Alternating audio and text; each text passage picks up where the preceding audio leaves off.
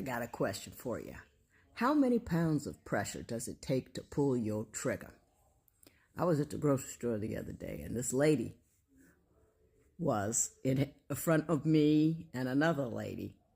And the woman was bagging her groceries as she went along into plastic bags. And when she got all finished, the woman said, "Oh, I wanted paper." Now, she could have told her any time during the process that she wanted paper, but she waited till she was done. And the woman said, "Okay." She took it all out of the plastic bag. She put it into paper. And then the woman waited for her to get done. And then she said,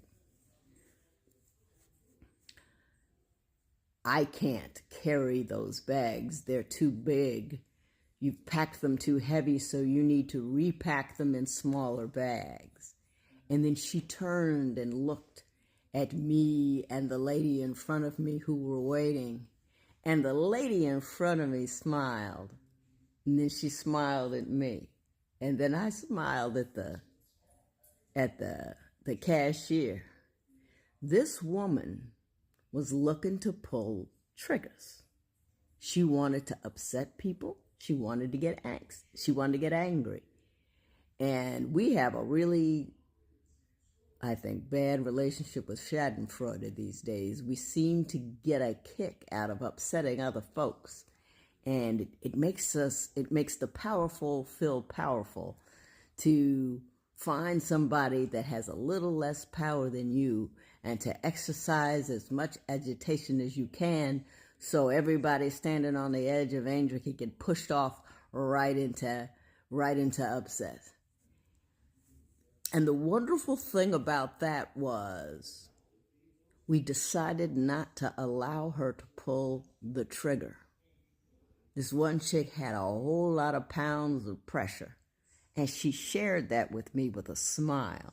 And I shared that with the cashier. And once the cashier knew she and I were cool, she was cool.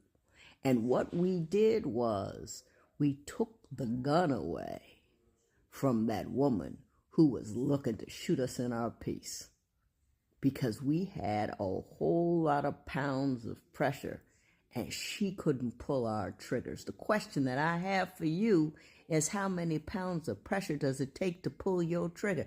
Now, some people say letting that kind of thing go encourages that behavior and lets people get away with things. I look at it this way. That kind of thing interrupts that kind of behavior, because if you get triggered, what's what she was looking to do, she's won. But if you don't get triggered, she has wasted her time. And if she would run into like 3 or 4 of those, she would stop. So we invite our own increased agitation to the extent we get agitated by people who are trying to agitate us. What is that 5 minutes I lost going to do for me? You know, what is it going to do for me? And the 3 of us ladies had a lovely conversation after the woman who sought to trigger us walked away.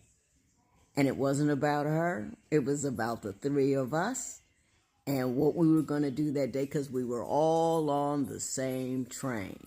We are not going to allow our peace to be impinged by people who were purposely looking to put us on our heels.